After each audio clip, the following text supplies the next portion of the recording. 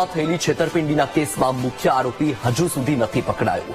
ઘટના બન્યાના 7 દિવસ બાદ પણ આરોપી ચંદ્રેશ છત્રોલા હજુ પણ પોલીસ પકડથી દૂર છે। 28 યુગલોના લાખો રૂપિયા લઈને ચંદ્રેશ ફરાર છે। 7 દિવસ બાદ પણ મુખ્ય આરોપી ન પકડાતા પોલીસની કામગીરી સામે પણ સવાલ ઉઠ્યા છે।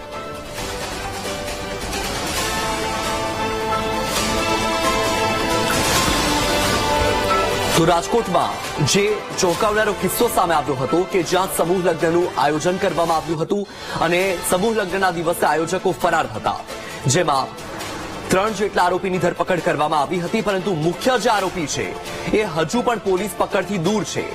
7 દિવસના વારણા વાઈ ગયા, હજુ સુધી આરોપી પોલીસ પકડમાં નથી આવ્યો। ત્યારે હવે સૌથી મોટો સવાલ એ છે કે શું ખરેખર પોલીસને આ આરોપીનો કોઈ પત્તો પુરાવો નથી મળ્યો કે પછી છાવરી રહ્યા છે?